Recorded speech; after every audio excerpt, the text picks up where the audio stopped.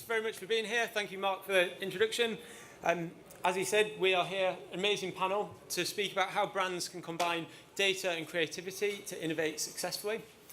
We're going to make this session similar to all the other sessions in terms of how informative it is, but we also want to make it really interactive. So plotted throughout the session, we've got a really interesting, hopefully, Q&A where there's lots of audience participation invited. In order to take part in that and make this work, this is always a leap of faith. Could everyone take out their mobiles, please? I'm sure everyone's got a mobile. And then type in this URL up here. I'll just give you a moment to get going with that. So glsr.it 9D3BC7C1. Catchy. This is going to be up in the screen throughout the presentation in case anyone new joins or you come off it. Okay, while you're doing that, I'd like to give a warm introduction to our panelists here today. Do you notice we unfortunately have one missing floating head with Paul? He sends his apologies, had to drop out last minute and just couldn't make it, so he wishes to be here, and apologies on Paul's behalf. However, we have this amazing lineup, so let me introduce them one by one. So we have Silke in the middle. Silke is a digital marketing sales professional with 9 years experience in brand and direct response media planning, buying and sales. She has an in-depth knowledge and expertise of the digital ecosystem across paid, earned and owned media, as well as knowledge of planning, buying within traditional media channels. For the past 2 years, she has specifically specialised in emerging platform sales across connected TV and mainstream video on-demand solutions. She's currently the head of commercial partnerships at A Million Ads. They've just raised a Series A, would it be called? B? Series B. So congratulations to A Million Ads and Silke and the team. And really, really pleasure to have you here.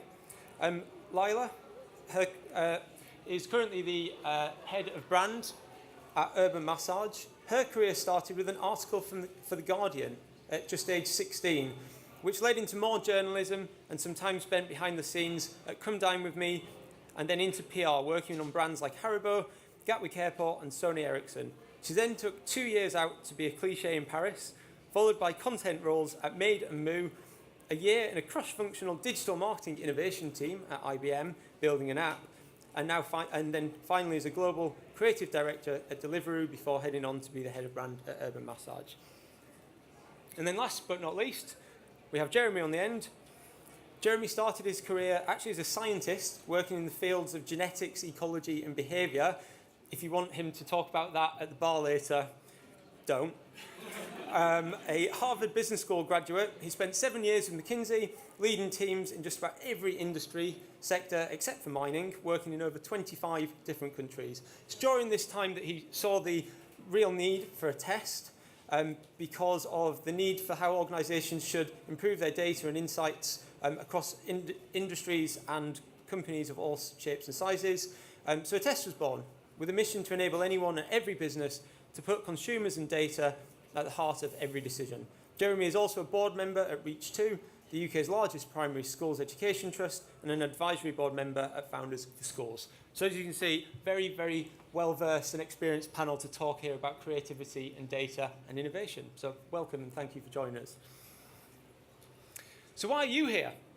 Well, hopefully for a frank and honest discussion about how brands should and shouldn't innovate, with a focus on the use of data and creativity to drive growth, tell compelling stories and win markets, with plenty of audience participation to see how aligned you are with UK consumers.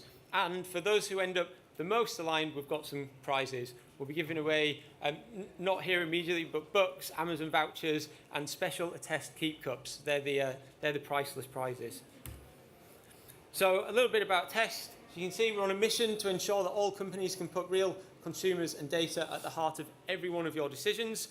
Through our leading scalable intelligence platform, hundreds of brands and agencies connect every day to networks of over 100 million consumers across 80 different countries, helping them get closer to consumers, innovate, win more business, and drive growth. as well as counting 1 million ads in urban massage as some of our great customers. You can see just a few other select clients of ours. And if you're interested in talking to us after about how we can help you with data, creativity, innovation, and getting closer to your customers, please do come and see us either at the party later at 6 or at stand 142. So let's start with you. We're going to do a round of quite fun questions to begin with. Hopefully everyone's managed to log in. Do you think UK consumers in general would find it's more painful to stand on an upturned plug or a pile of Lego bricks? If you're on the app, which hopefully many of you are, please cast your votes now.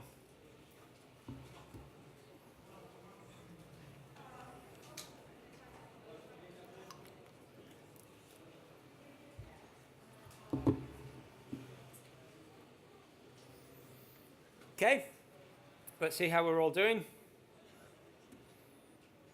So about 38% of this audience, 37, think Lego bricks, about 2/3 or just under think an upturned plug. So let's reveal the answer. It was an upturned plug. So we asked 250 consumers on our platform, which is more painful to stand on, and just about 68% said an upturned plug, whereas 32%, probably those with kids, felt Lego bricks were imminently more painful. So congratulations if you got that right. Let's try another one, slightly more difficult this time. Are Crocs an acceptable form of outdoor footwear? We asked the big questions.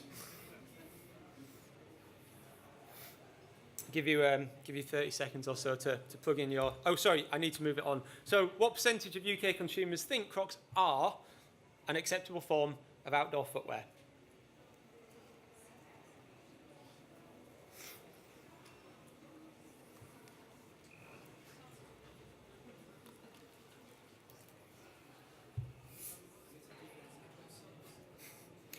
Okay, see, that's a fairly even split here.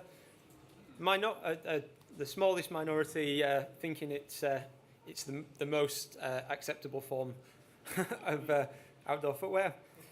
So let's reveal the answer.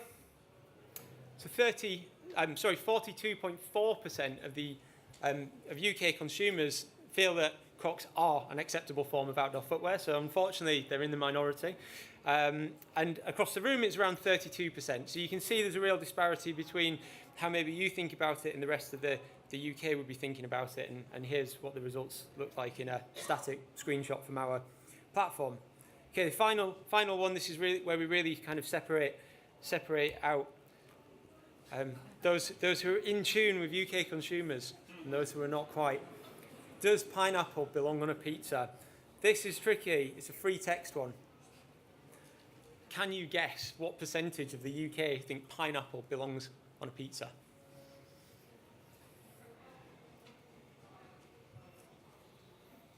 I have to say I'm on the fence on this one.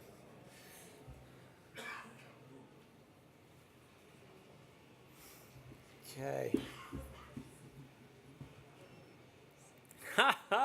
No, hell no. So we were aiming for a percentage on here rather than a very strong, very strong. But this is great. This is instant feedback for the pizza market. Okay. Okay, so we can see there's a huge disparity here. The right answer was 53%. UK consumers think pineapple belongs on a pizza. Yeah, I know, really, this is great. This is what's so great about delivering real consumer insights that don't always gel with your own view. So let me take a quick poll. How many people in this room managed to get 3 out of 3 correct? Okay. In fairness, this last one was a pretty tough one. Who got it correct within kind of 10% delta? Okay, fantastic. So I'm going to keep an honour system here. If you guys manage to get 3 out of 3, including a delta of 10% here, come and see me after and I'll make sure we hook you up with an Amazon voucher, a book, or a Keepy Cup, whichever your choice is. So we're going to move on with the panel and we're going to break back for audience Q&A like this to make sure everyone's awake.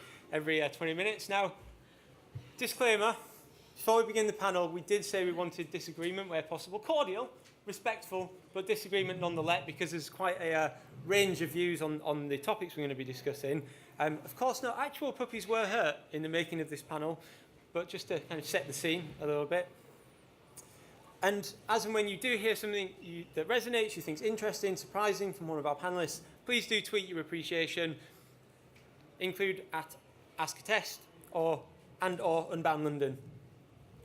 So, on with the panel.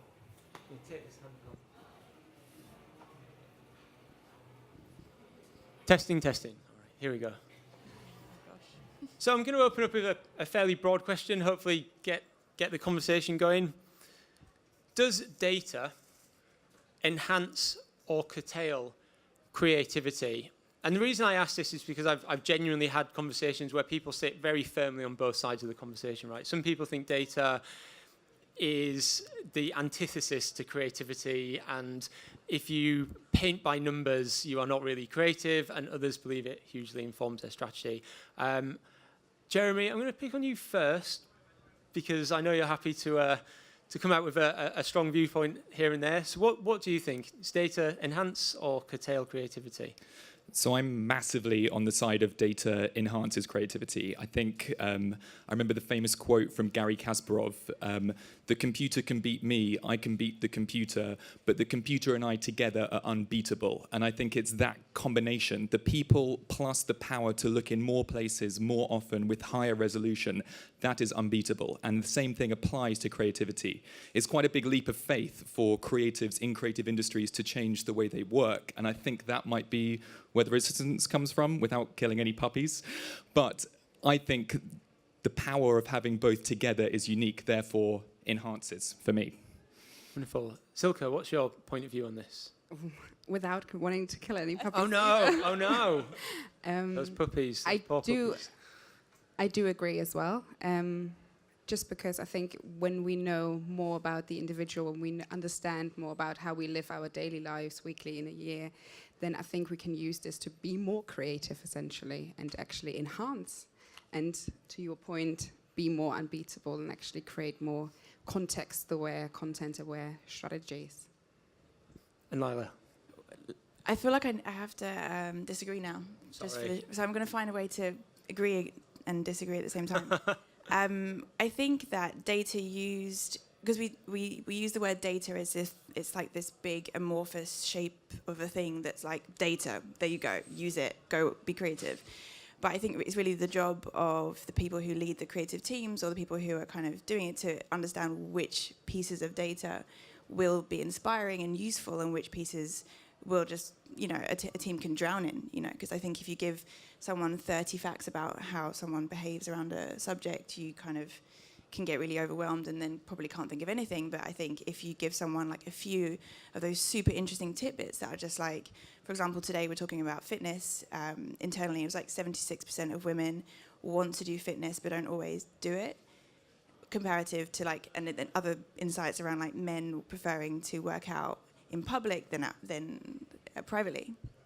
These are the kind of small things that you could give a creative team that will give them loads of creative ideas. And I think if you give them too much, sometimes it's really hard to know where to go from there.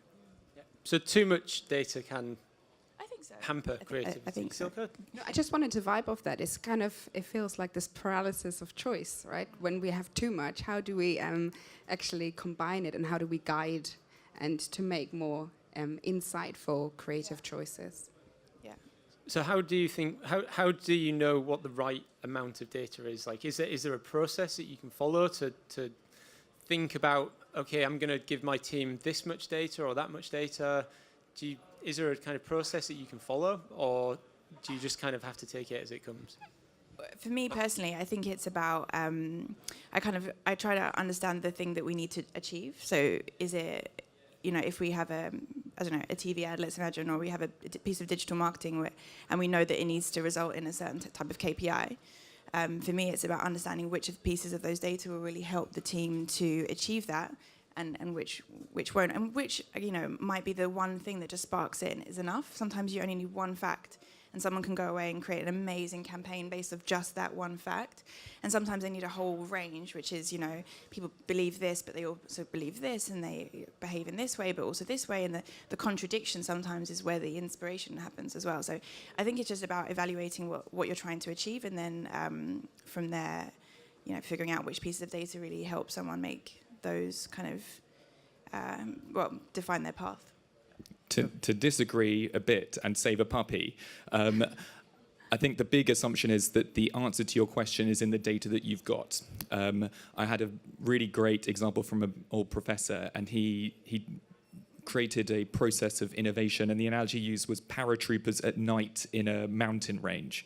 He would say, and he was talking about America's Cup yachts. How do you find the next paradigm in how you make a yacht go faster? How do you discover split keel bulbs? How do you find the weird thing? And he said, you've got a finite number of paratroopers you can send out of a plane. It's at night, they have no idea where they are, and you're just saying, climb to the highest mountaintop you can reach.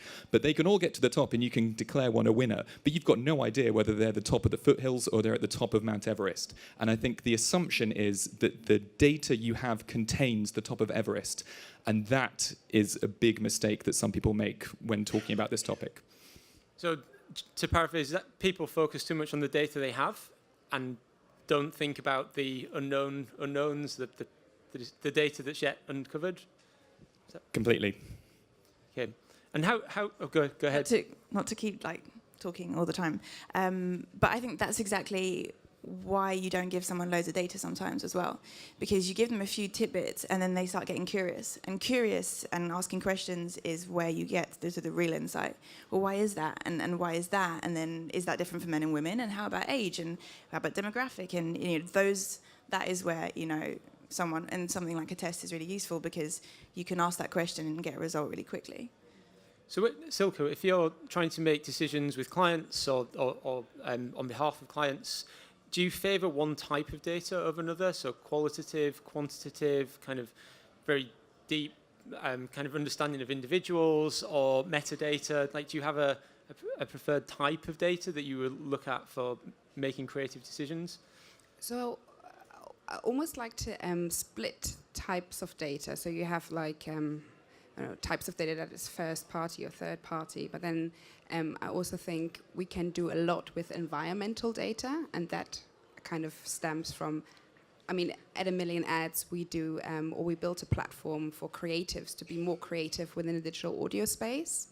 And obviously audio, I think the first commercial ad aired in 1973 on the 8th of October at 8:06 for Bird's Eye. Right, and I think since then, not a lot has changed within the radio creative, with the creativity. Everything that we have as objectives that was kind of boiled down to a single messaging. And now that we have digital audio where we know more about the listener, so is this person listening on a mobile phone where they have headphones, and therefore the listening experience is a very different one than when they're listening to an in-home connected device. And how do we use that type of environmental data to actually make creative decisioning? And I think that is a different type of data than when you look at target audiences, or is it a male or female? It's actually how does the end product kind of melt together with environmental third-party data, and kind of combine that to allow a real creativity to come out. Yeah, and so the real power of data now is layering on different data sets, different elements to come up with creative solutions, I guess. Because of the complexity of data, and Jeremy, I'm going to go to you with this because I know you have some fairly strong viewpoints on it. Can data sets, multiple data sets, be interpreted correctly by humans alone? Do we need AI?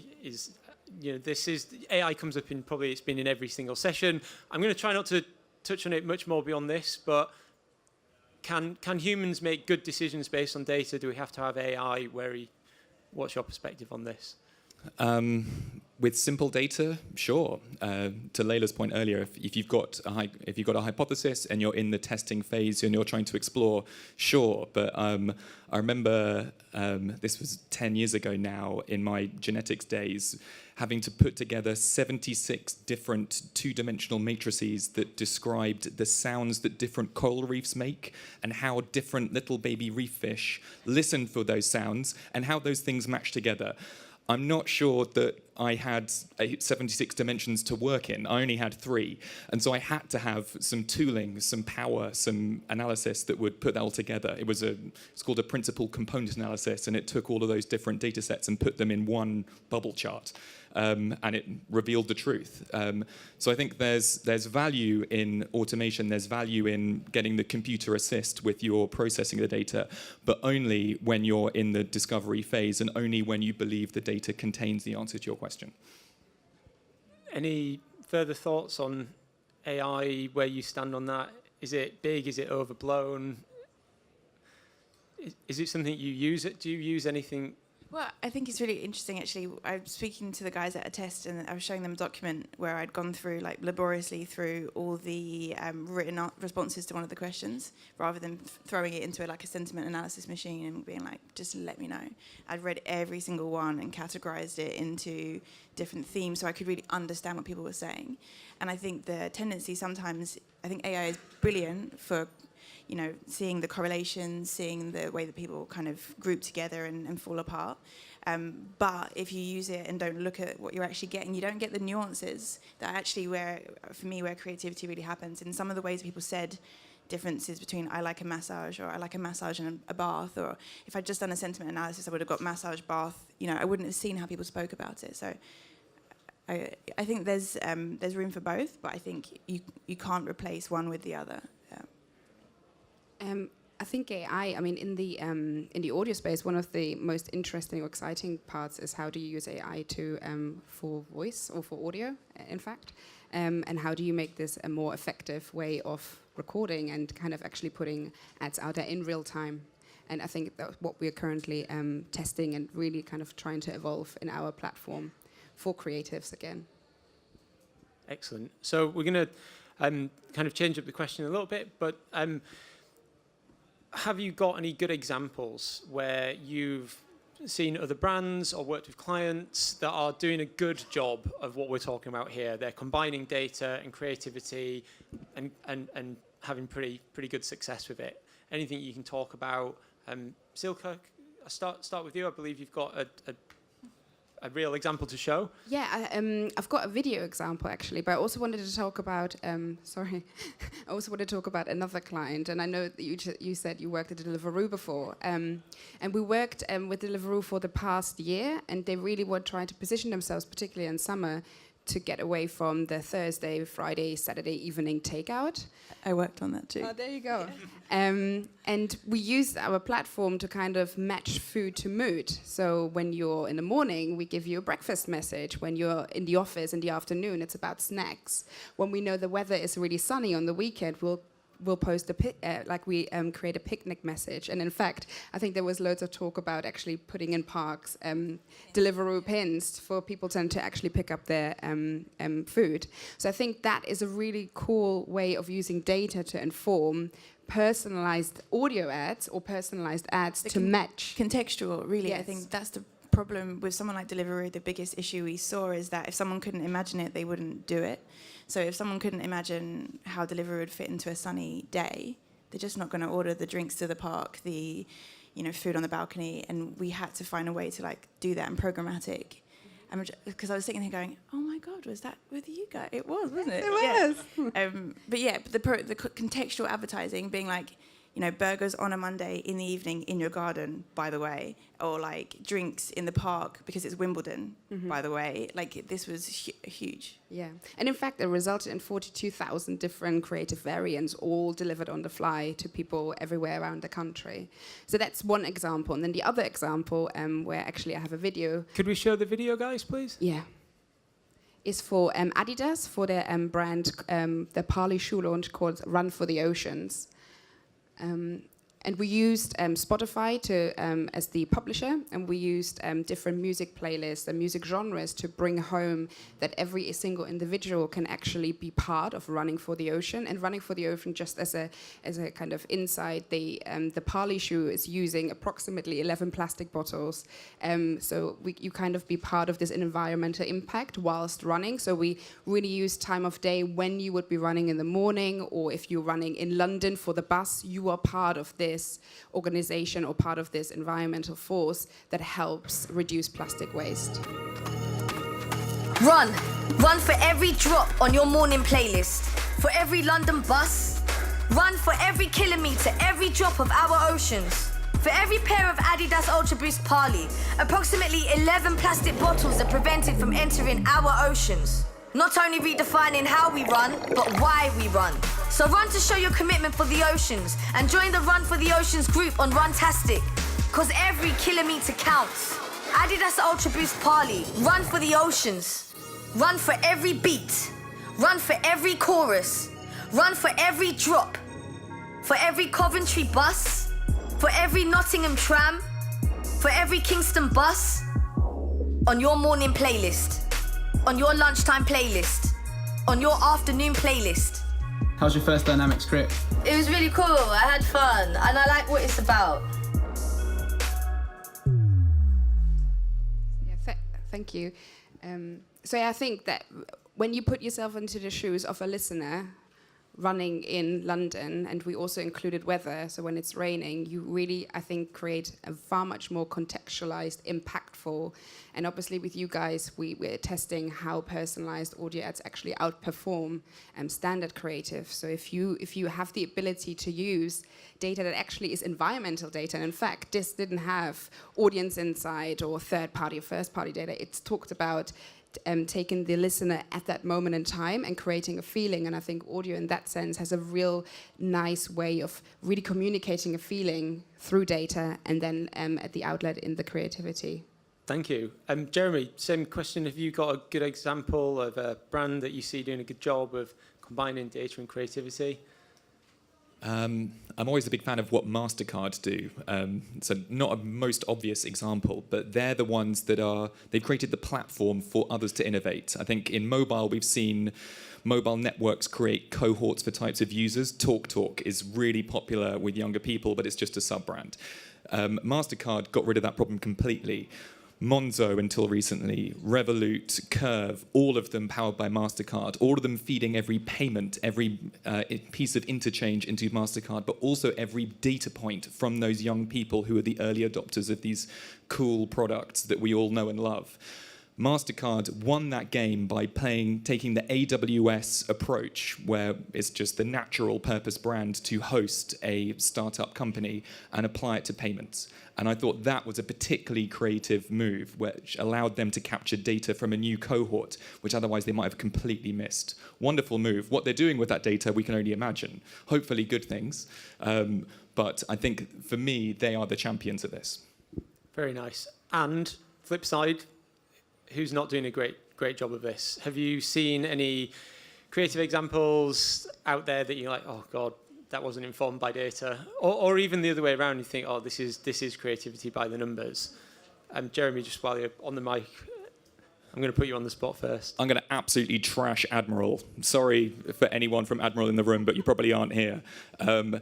I don't think anyone remembers, maybe, but 2 years ago, Admiral, before Cambridge Analytica, were the first ones to get in a huge Facebook data scandal. It became clear that Admiral had had some sort of agreement with Facebook to gain data on people's ethnicity, age, locations, the domains they were using, the domain of their email address, gender, and use those to make insurance pricing decisions. Extremely valuable data, and extremely valuable data for all of the creative that goes into acquiring those customers and all of the underwriting process that goes into pricing those customers. As soon as someone at Facebook found out that this was happening, they absolutely killed it. But it somehow made it into the media. And I think the biggest mistake is when you surprise customers with how you're using their data. That was the problem here. It's not that you shouldn't be priced based on your age. It is illegal, on your gender, sorry. Age is fine, gender is not. And that's the type of data, proxy for gender, proxy actual gender data that Admiral had got their hands on. And when that leaked into the media, they lost a bunch of us forever.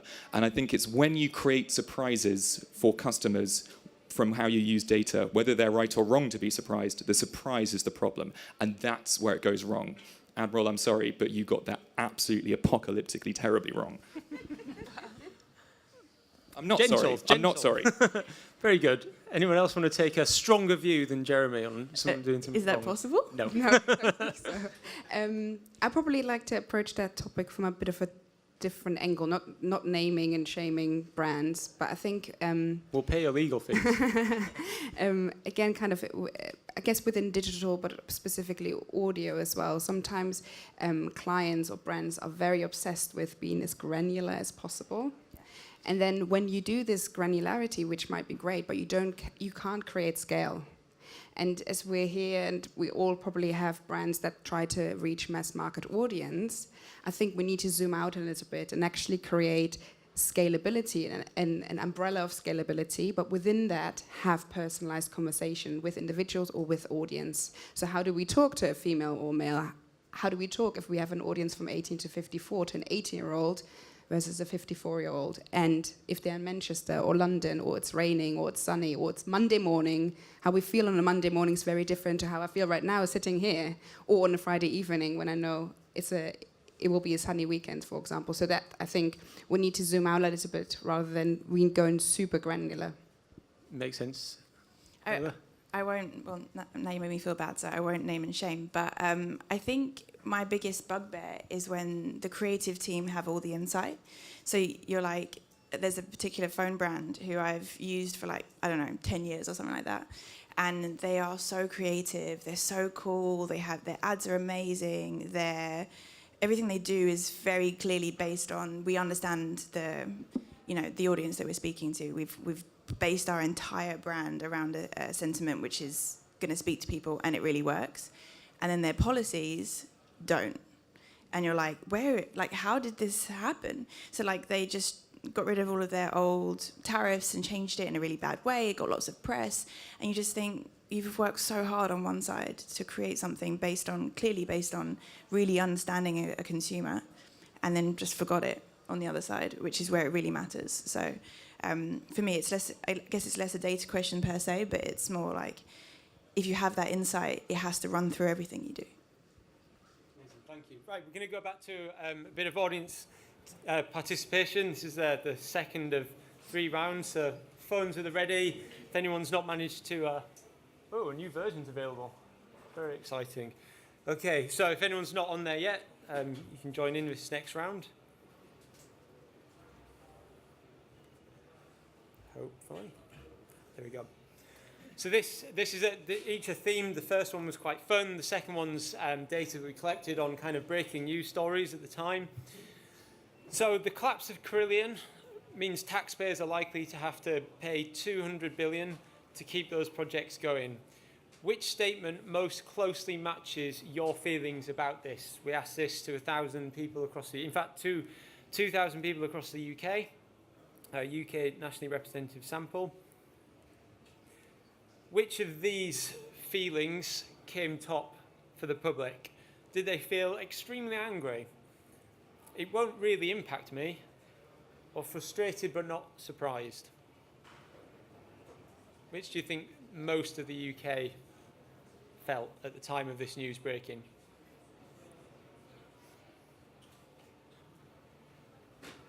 10 more seconds. Countdown. 2, 1. Oh, sorry. So 24% felt extremely angry is what the audience here feels. 15% thought it won't really impact me. 61% of you think the public felt frustrated but not surprised. See what the actual percentage figures were. So frustrated but not surprised was the most popular one. So well done. You're all pretty aligned with how the public was going to react to that breaking news. Here's the full details of that. So roughly a third of the UK at the time felt frustrated but not surprised. That kind of British spirit of, oh, this is rubbish, but okay. Things go wrong. Quarter of people did feel extremely angry. Actually, not that many people just shrugged it off entirely and felt like it won't really impact me, so I don't care. So yeah, well done to everyone who guessed correctly there. So the next question. So we preface the question again. This week, BMW recalled 300,000 cars. These cars may have a fault. That means the engine could cut out at any time while being driven, potentially causing dangerous accidents. So a really bad piece of news for a very, very large global brand where safety is pretty important. Will this news alter the likelihood that you will purchase a BMW in the future? Is what we asked the UK. What percentage of people were somewhat or significantly less likely to purchase a BMW in the future based on this news? So just for context, we told them this news had happened, right? They weren't unsure of whether this was a thing. So is it 37%, 53%, 64%, or 77%? So we're doing. Okay, so roughly half of the audience here thinks 37%, 30% think 53%, 11 64, and 7 70%. It's really confusing reading percentages next to each other. Okay, let's reveal what the answer really was. Again, we're doing pretty well. So 31%, around a third of you, thought 53% would be less likely to buy a BMW. So roughly half, just a simple majority, the UK would be less likely to buy a BMW off the back of that news. So again, well done to everyone who was aligned with how you thought consumers would feel to this news. Again, a really hard one, because I'm going to force you to pick an actual percentage. So on the back of the Windrush scandals, this is really recent, and the deporting of LGBT people to countries where homosexuality is illegal, Virgin Airlines have said they will no longer help the government deport people. How did this make UK consumers feel about Virgin Airlines? So my question to you is, what percentage of UK consumers felt very positive about Virgin Airlines after this news?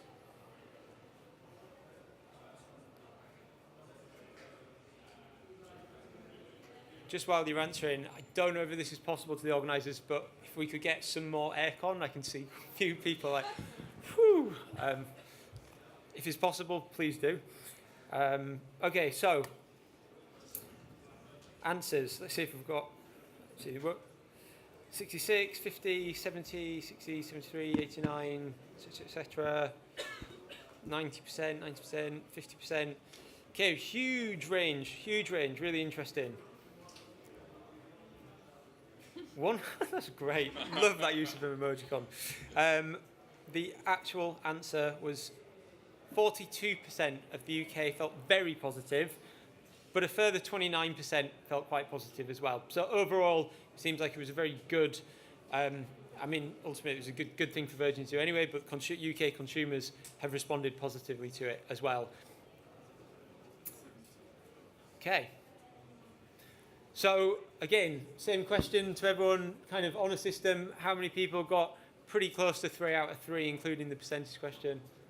Oh, fantastic. All right, please do come and see us after for a book, Amazon voucher, or a Keepy Cup. Yeah. Okay, so we're going to jump back in the panel.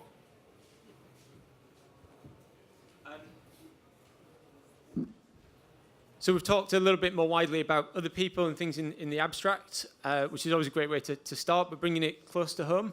Layla, have you got an example where Urban Massage have used data to inform your creative decisions and you feel that they've ended up stronger because of it?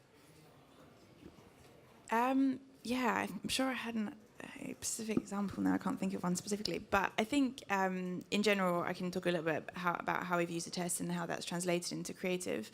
I think we kind of, the thing about it is that we all kind of knew that most people want a massage. I mean, actually, it'd be really interesting just to do a show of hands.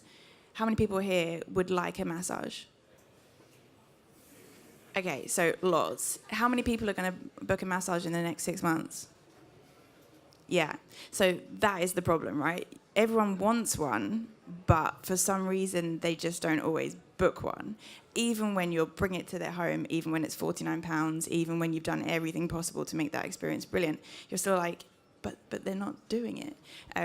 So I think we've used ATTEST a lot to understand the blockers, and that has led to kind of how do we shape the creative to really identify what the potential issues are, and then also the prompts and the reasons why you might have one. And using that as a team, as a marketing team, to then figure out how do we create an ad that speaks to that kind of blocker or that kind of prompt, and then also how do we kind of feed that into everything we do. As I talked about, this disconnect between your policy and your practice as well as your creative, and then I luckily get to kind of look at both. So we really are like reinforcing it on the marketing creative side and then while also making sure that at a policy level we're reinforcing it there too. So I don't want a stranger to come to my house. Well, how can we make them not strangers? How can we work really hard to make sure you understand who your therapist is and feel great about that at a policy level? And then how on the ad, digital ads that we do, how do we make those people come to life for you? So I think for us that's been like very vital, bridging this gap between everyone who puts their hands up and then everyone who doesn't. So. Silke, same question for you. I think I'd probably pick, out of all the brands that we're currently working with, so we work with one of the J&J brands, Benadryl, and actually they came back and said, how can we use pollen data to influence different messaging? And obviously, when you have hay fever and it's very high, then you kind of want to have this immediate reach for it because that's what you need. That's kind of this pain point. So we actually launched pollen data in our system to allow better creative decisioning when knowing it's super high, medium, and low. So that will be one example how we use data to then inform audio creative for this kind of brand.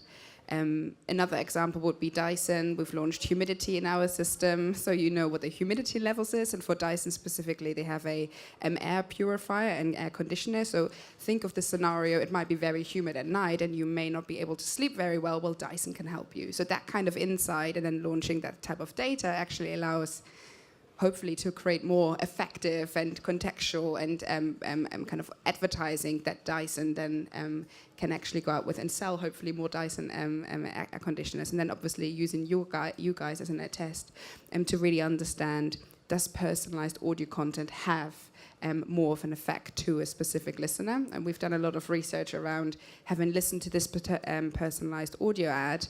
Do you feel more happy? Do you feel less happy? Would you or more likely to consider it? And the results we've seen so far have been very positive across all the campaigns that we've run. So that's a kind of, obviously always a good and a plus.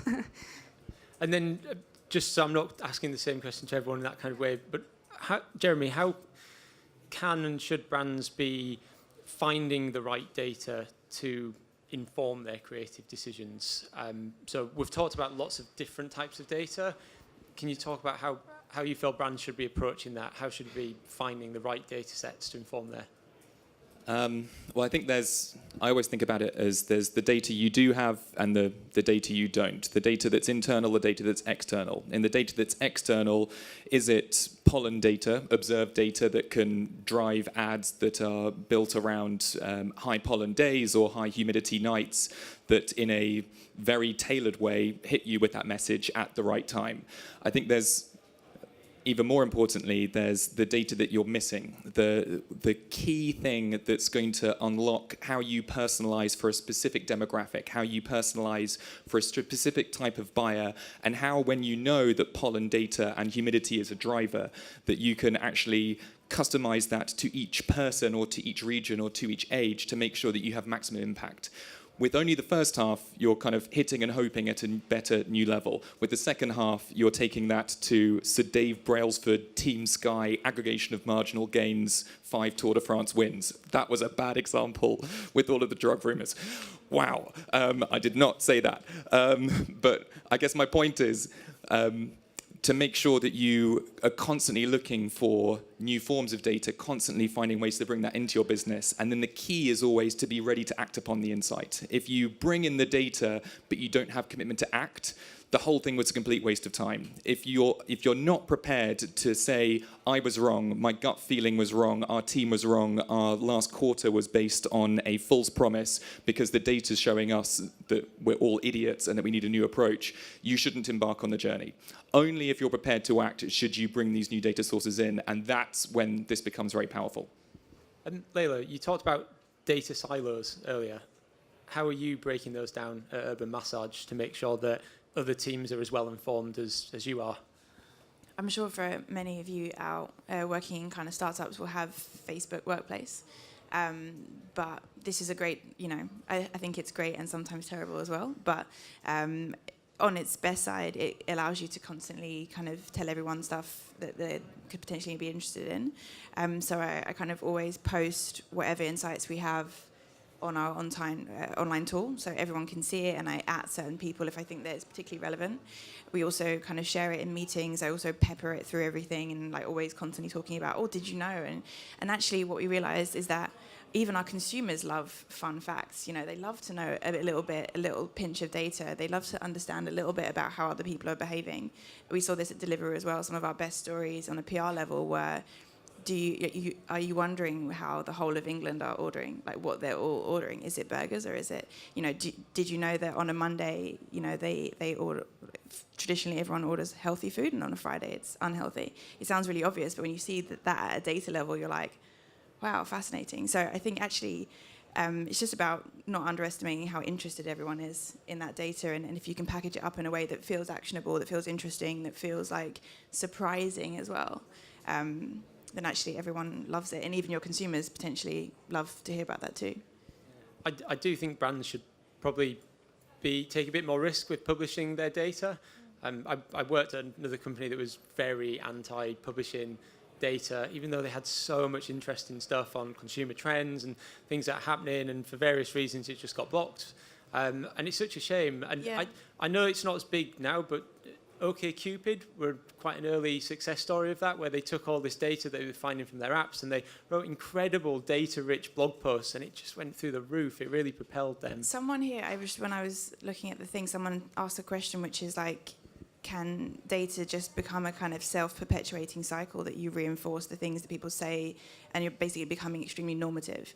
And I think that is, I guess, why some people, well, besides kind of protecting their business, might not want to always, 25% of men feel this way, and therefore that kind of reinforces that is normal. But I think it's up to us, of the kind of publishers of said data, to use it as a way to change people. I don't know who asked that question, but I think it's a very important question to ask. I think you can just get into a cycle of reinforcing the same things that you always know. But if you know it, then you can break it. If you don't know it, you don't know what you need to break. So I think not being afraid of putting that out there is actually really powerful. That's brilliant. And a slightly different question again, just to keep things super relevant to our experiences. But I had a conversation with a very senior strategy director at a fairly large agency, and they were a bit exasperated that they'd often go and collect a load of data, inform their strategy, their creatives, and then the CMO of a brand would come in and go, nah, my gut tells me something else. How are you finding that in terms of pitching clients? Do you think they want to be informed by data, or is it still I'm a CMO on high, I know my customers intuitively, and they're not really willing to listen? So I guess just to clarify, our clients are media agencies, creative agencies, and I guess clients direct. We work with all three of them together. And I think when media, as in the data that they can bring to a campaign, and creative work well together, then someone like a CMO will have good results, because it merges and it brings what is needed for the campaign out. So I have not worked with a CMO who said this data that informs this creative is rubbish. I think the point is that I think as an industry, media and creative, we need to work more together to inform better strategies, to inform more fun creative, and that is contextualized and that is more relevant to the individual. I mean, everyone has 5 different devices and we're all always on. So how do we actually use the data that we have and inform more strategic advertising campaigns? Yeah, I guess there's always the adage that customers don't really know what they want until you show it to them. But I guess there's 2 big problems with that. One is, if you are someone who can show customers something that they don't know they want yet, you are Elon Musk, you're Henry Ford, you're Steve Jobs, and well done, you're probably not here. But if you're not that person, you do need a way to search, to test, to understand. And even if you have magically stumbled across the magic idea that unlocks your future growth, that magic thing, the iPhone that will destroy Nokia and that will be the backbone of Apple for a decade, how do you know if it's going to work? Because if you were the person person who didn't know what customers want and you came up with this great idea, but you can only take one of your range of ideas to market because that's the only one your supply chain can handle, how do you know it's going to work? So you need, even if you are a creative person, even if your entire company is built on the gut and the instincts of an iconic person, you still need to test when it comes to manufacturing, supply chain, branding campaigns, customization, unlocking new segments. That's when this becomes useful. So for me, it's always about the combination. I can finally disagree. Great. Well, hey, oh, those puppies are going to be so happy. I think there's a tendency to, you know, you said if you're Elon Musk, you don't know what people don't. Well, first of all, you said people don't know what they want. And that's the assumption that we sometimes have, and that you therefore can't ask questions to get that. But I think actually, what all of those people did was based on a fundamental insight, fundamental truth. So, I want to get from A to B faster. That's the problem that Henry Ford is answering, right? I think you just have to figure out the right questions. You know, you have to ask the things like, what are you trying? I mean, you look at it with massage, you know, people don't know they want it. And so for me, I'm like, either I can leave them and just speak to everyone who knows they want a massage and that's great, or I can figure out what is keep going down the rabbit hole until I find the underneath question and go, right, that is what it's all going to be about unlocking, and then hopefully from there it explodes and goes, you know, very well. So People have massages. well, yeah, I mean, well, anyway, that's a side note. We can keep that for after. But yeah, I think there's a tendency to assume that gut and data are separate. And actually what it is that I have a gut instinct that people need it, that they want it. I don't know what it is. I'm going to keep pursuing it. And actually it's the gut that keeps you going. And so you need it, actually, to keep asking questions and be like, no, like, you said you don't want it, but I feel like you want it. Like, let's find this out, you know? Absolutely. Thank you for disagreeing a little bit. I'm going to ask one more quick question, then jump into the audience thing. So I was at another event a few months ago, and the marketing director for the AA was speaking, and someone asked how they segment their audience. And it was great. Her response was, well, we don't. Because how inauthentic is that, to speak differently to different people? We have a fundamental truth to our brand, and we're going to speak the same way to everyone else, which is quite counter to what we've been talking about around segmenting. What do you think to that? There you go. I'm just going to throw it out there. I feel like you're going to have a very good answer to this as well. I think you can't, like, there's a massive... I'm all for brands being authentic and sticking to their truth and that flowing through everything you do. Segmentation is not that for me. Segmentation is like, I understand you too. Like, I am a one authentic version of a person. If I'm speaking to you or someone else, I'm going to probably speak about different things or I'll talk about fish if we talk, you know? So segmentation is just about understanding your audience and responding in kind. And I think that's a wonderful thing and very much appreciated, and stops you from spamming people, stops you from just sending everything to everyone, stops people from feeling like another cog in the machine. Otherwise, you know, yeah. So I think I would respectfully disagree with that person. Wonderful. Do you have anything to add? I mean, I would probably disagree as well. And to kind of go on from your topic, if I'm me and you, why would we talk in the same way if we're not the same people? And I think that's quite crucial. And I also don't think that being fundamentally that brand, you can still be fundamentally the brand, but talk to individuals on an individual level. So yeah, I totally disagree with that. All right, wonderful. More disagreement, even if it was a non-existent panelist. Jeremy? Every customer is a precious snowflake and is completely different. But if your segmentation, if you only have the ability to tool up your marketing to act upon a certain number of different segments or certain different number of personas, that's your limitation. Your limitation for segmentation is the limit of your ability to personalize and act upon your marketing, your brand, your creative. And without that, you've got nothing. So you might as well have a segment of one if that's all you can handle. So they're right and wrong at the same time. I mean, segmentation gets dangerous. I think, was it Walmart who had excuse me, but like basically, I think it was a segment called Fat Chicks Halloween Costumes. Like, obviously they got in a lot of trouble. And that's where, to your point around gender and all these things, segmentation is amazing if you're using it for positive reasons if you're using it to like marginalize or categorize a group. You know, I know another brand who sell food, I'm going to keep it as generic as that, who had like the strivers and survivors and the like happy lifers, and the strivers and survivors got, you know, potato offers and these guys got salmon offers. Like, it gets a little bit icky if you're not careful as well. Thank you. That's not a really great creative strategy, right?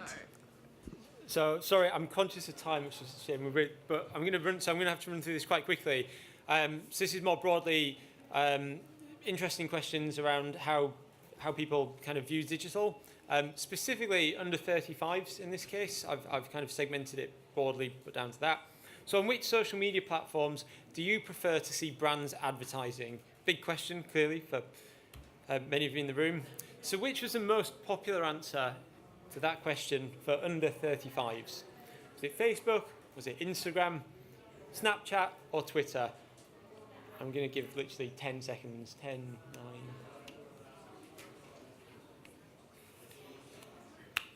Okay. So 12% thought Facebook, 69, 70% Instagram. So this is really interesting. The audience is essentially right and wrong at the same time. By that I mean, in an absolute sense, people under 35 would still prefer to see Facebook adverts over Instagram adverts. However, proportionally, does it show up on here so you can... I don't know whether the screen really shows this, but there's essentially a dotted line that shows you what the overall population thinks and then what under 35 thinks relative to that. And you can see that under 35s are much more have a much stronger preference than the overall population to see adverts on Instagram, but in absolute terms, they still prefer to see them on Facebook. Overall, how do adverts aimed at women make you feel? Again, this was under 35, and the answers have been segmented down to those under 35. So what percentage of women aged under 35 feel objectified by adverts aimed at them? Not just general adverts, but ones that would be targeting them for products. So is it 17, 27, 37 or 47%?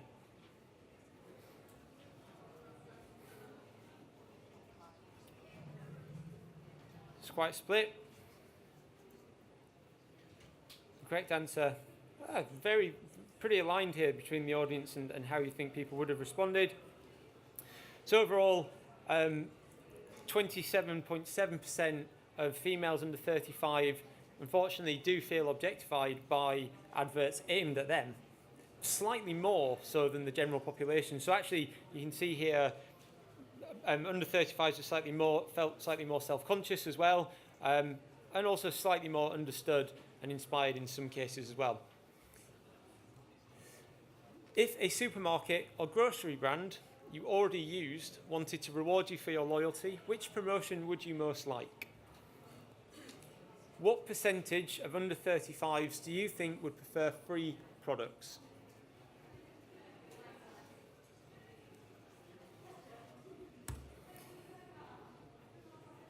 Okay, they're streaming in. Just going to have to push on for time. So 27, really 28% preferred free products, i.e. free gifts with their purchases, which is a huge difference to the rest of the population actually. So hugely under 35s, hugely over-indexing on their preference for free products versus absolute value discounts when it comes to loyalty, specifically for supermarkets and retail. Okay, so I'm going to break. We're really running out of time, unfortunately. So final word from our panel. I guess, in summary, it's always the most difficult question. If you could give people one key takeaway, one lesson, one thing that they could do differently when it comes to combining data and creativity to successfully innovate, what would that be? Who wants to volunteer first? Go on, Jeremy. And I saw a question from the audience, which was, do you need an understanding of stats to use data correctly? Great. And I would say absolutely not. I think the number one tip I'd give is to challenge your assumptions and bring in people into discussions about data, people who don't really know how data should be used, because they will help you find new ways of using that data. You can help them channel it in the right direction and harness that power, but getting them to look in weirder places, challenge that you are collecting the right data, challenge the way you're using it, challenge the validity of statistical methods, and challenge what your outcome is from that data. That is the most important thing. So challenge your assumptions. Brilliant, thank you. Silke? One key output, I guess for me, it would be using data to be more creative. I think we're not using enough data to be more creative.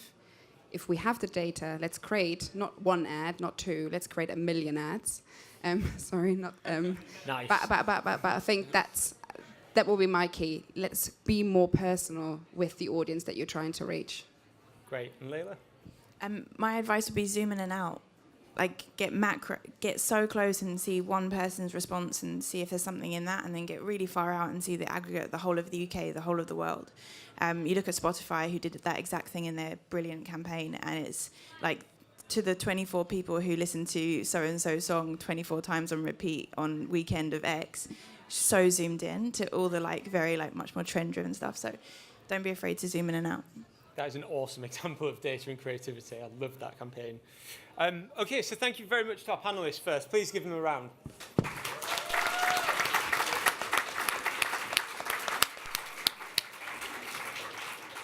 Before you go, remember, we're hosting the party tonight. Please do come along. We've got free drinks from 6 o'clock. It's just down the road at 93 Feet East, if you need to Google that. Please do come and say hi to us. We're on stand 142, just opposite the kind of WeWork village.